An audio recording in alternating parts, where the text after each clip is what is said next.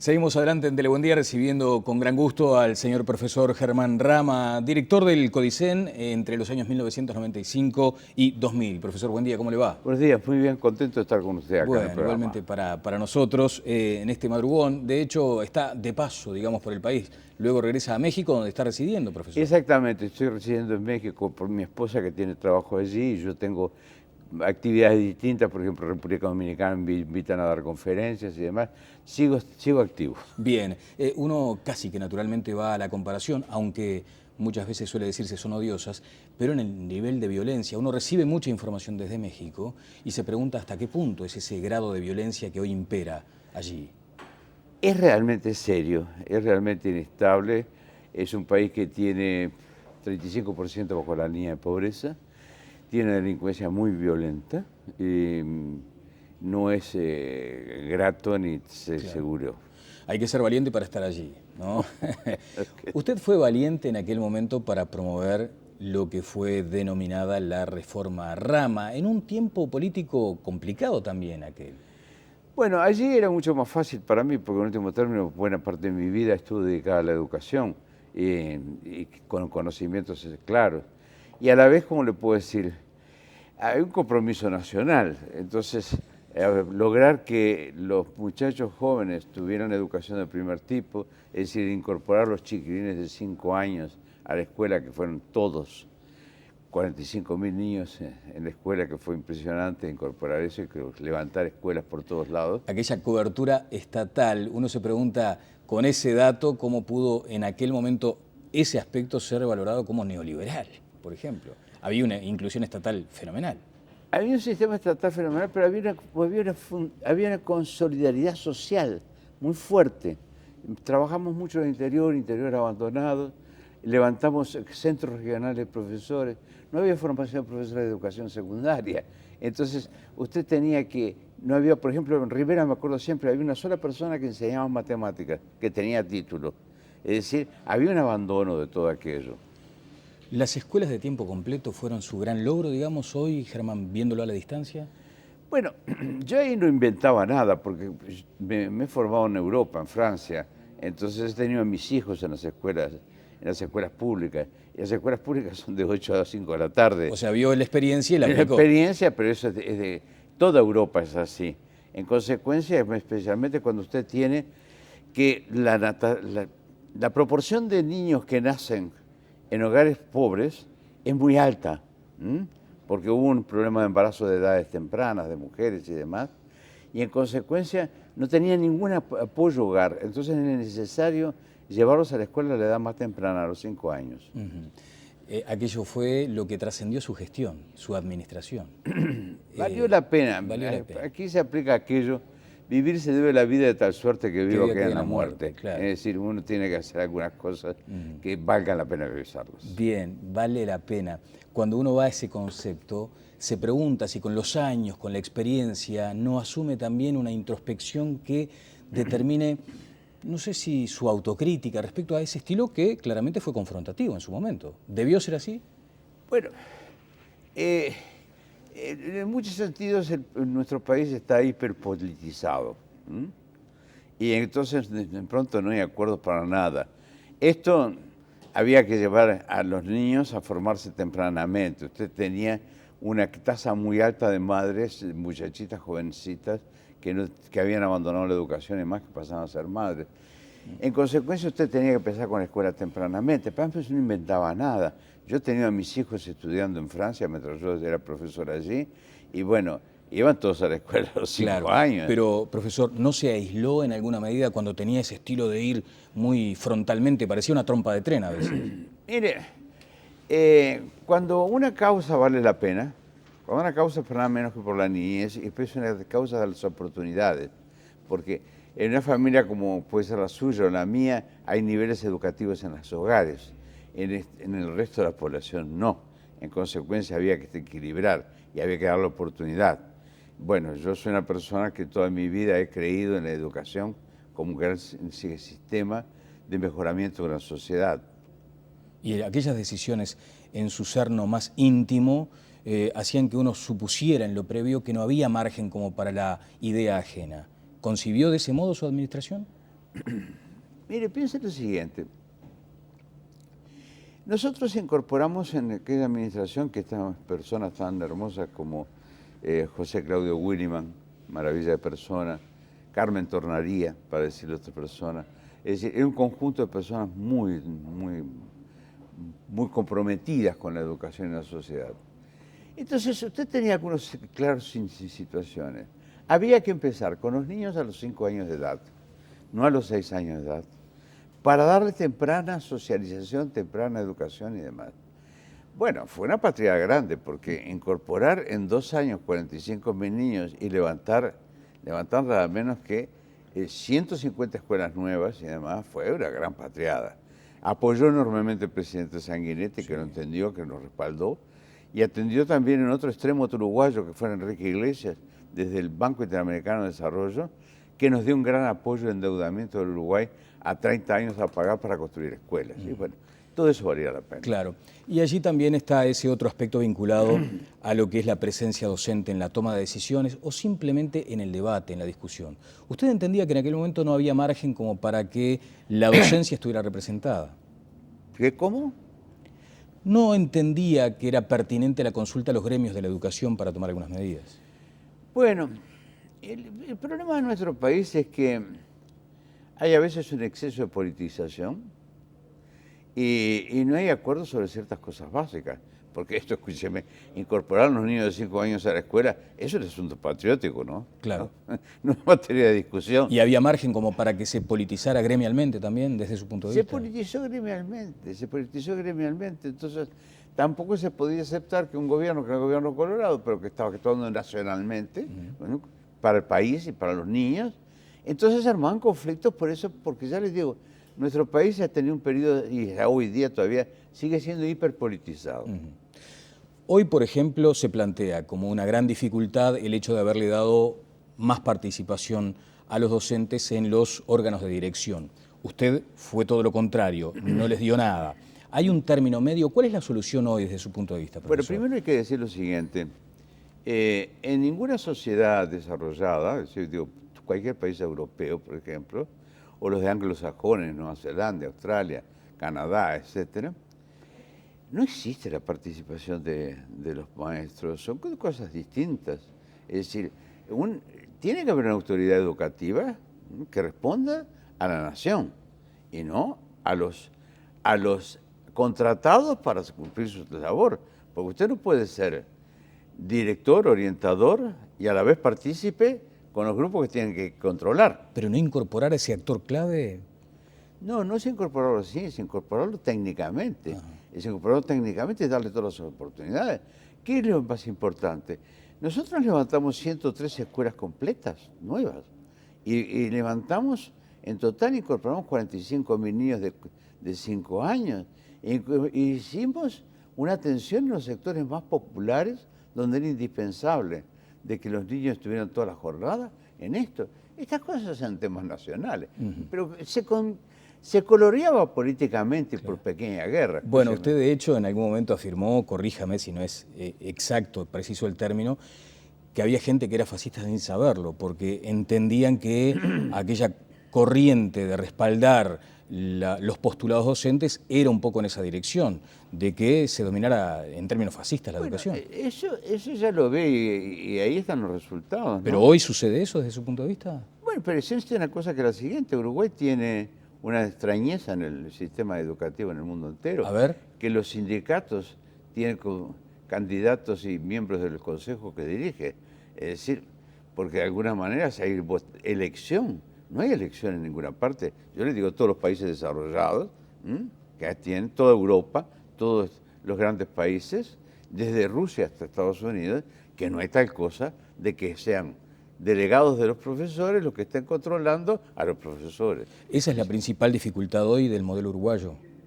Bueno, obviamente no puede, es un poco elemental. Usted no puede ser, toda organización tiene que tener una dirección, una orientación. Y en este caso, es la nación. Y la nación, a través del Poder Legislativo, designaba a las personas que iban a dirigir, pero no que los que tienen que ser controlados y orientados sean a la vez los directivos. Eso no existe. Bueno, usted el otro día estuvo participando de esta actividad de Vamos Uruguay y allí estableció algunos conceptos que merecieron una reacción inmediata. Dijo que los docentes habían, ¿qué término utilizó? Asesinado, digamos, habían matado las oportunidades de los niños, que era una masacre. Que era una masacre. Yo no dije eso, yo dije otra cosa, que es la siguiente. Este año pasado ha habido en la historia del país algo realmente muy grave. Una huelga de docentes que duró más de un mes entero.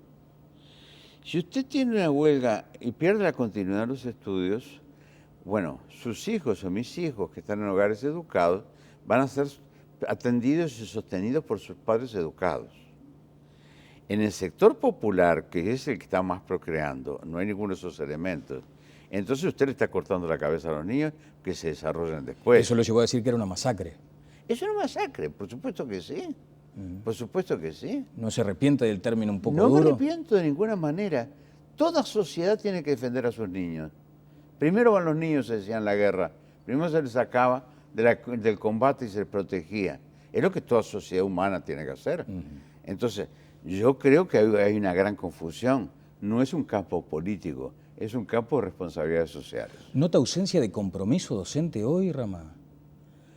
Obviamente, pues muchas cosas. Si usted revisa que la cantidad de días de falta en la educación secundaria pública, mire, yo le diría que están pasando cosas graves. Usted aplicó un modelo para controlar o mitigar el ausentismo docente que le dio resultado. ¿En qué quedó eso? ¿Cómo era el modelo en principio? Bueno, el modelo era bastante simple. Por un lado, aquellos que no faltaban un día o faltaban hasta 3 días, tenían a fin de año una compensación monetaria, porque en último término, cuando la gente se esfuerza, trabaja de más, hay que necesario remunerarla, los salarios tampoco en aquella época eran tan altos, era por el estilo. Y en segundo término, que usted tiene una cosa cierta. Ir a dar clases hay que respirar un poco profundo para ir. Tiene usted 30, 40 muchachos así, hay que enfrentar, hay que ver cómo se le enseña más. Eso provoca a mucha gente cierta dificultad de decir, ¿voy o no voy? Porque es como entrar en la jaula, si usted quiere. Los muchachos están mirando a ver cómo actúa. Quienes somos profesores de toda la vida, es nuestra casa, no cambia nada. Pero para muchos no. Entonces usted tiene una tendencia a la fuga. Y además, digamos las cosas por su nombre, Uruguay ha perdido muchas de las disciplinas. Yo soy hijo de la escuela pública, no estaba en otro lugar que la escuela pública.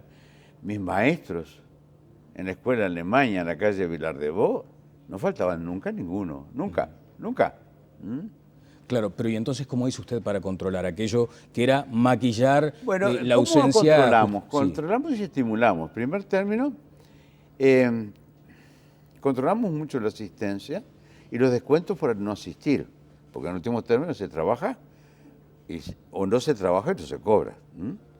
Eso permitió hacer un fondo con el cual se creaba un premio a aquellos maestros, educadores, que tenían 0 falta en el año o tenían mínimas faltas, 3 días falta en el año, que pueden tener un problema cualquiera. En consecuencia, usted le da un estímulo a quienes eran los más cumplidores, porque es la base de todo. Si no hay profesores, no hay educación, ¿no? Y funcionó en aquel momento y luego terminó por cerrarse el sistema, digamos. O sea, hubo como una refundación de esos aspectos. El docente se oponía a aquello. Mire, se sigue practicando, se sigue remunerando a los profesores que faltan menos de 3 días, sí, menos de 5 días, etc. No en las cantidades de dinero que nosotros proponíamos, había maestros que se llevaban un mes de salario. Y eso a mí me parece muy bien, porque usted pone una empresa privada, y una empresa privada le pagan una prima si usted trabaja con más eficiencia. Usted también acá, si usted no viene todos los días, ¿qué pasa con el programa? Naturalmente. Rama, nos queda poco tiempo. El tema de las pruebas PISA, ¿usted no las aplicó en su momento como índice de valoración? Pero nosotros iniciamos las pruebas PISA acá, adherimos a las pruebas PISA. Pero adhirió luego, no en su gestión específicamente. Tengo la información de que recién con Bonilla se incorpora el instrumento PISA, pero no con usted. Lo aprobamos nosotros, A nos ver. incorporamos nosotros, pero no era todo el proceso. Llevaba como 2 años. Era un elemento más, digamos. Pero no que fuera un elemento más. El Uruguay no participaba, nosotros buscamos y nos inscribimos, pagamos, etcétera. Pero evidentemente hay que formar los planteles. Exacto, o sea, preparó el terreno, luego vino Bonilla y la aplicó. Ese es el concepto. Exactamente. ¿Y hoy qué valoración hace de las pruebas PISA? ¿Cómo nos dan? Mire, son pruebas internacionales muy cuidadosamente elaboradas. Nadie la discute en toda Europa. Yo soy un europeo, me formé de muchas veces y voy con toda frecuencia, todos los años estoy en Europa. Es el ABC, todo el mundo quiere saberlo. De la misma manera, si yo le digo, mire, en Francia, al término de la educación secundaria, hay 4 grandes pruebas: la lengua, las matemáticas, las ciencias y las ciencias sociales. A lo largo de 2 semanas, toda Francia está paradita así, como agazapada. Sí, claro, como pasar la corriente eléctrica. Claro. Preocupados por todos los muchachos, porque efectivamente llegan al término de secundaria, no apenas el 38% que llegan en el Uruguay, el 88% que llega a Francia. Sí. Esa es la diferencia de nuestro atraso. Esos son los problemas reales de la realidad actual. Nosotros estamos caminando como el cangrejo para atrás.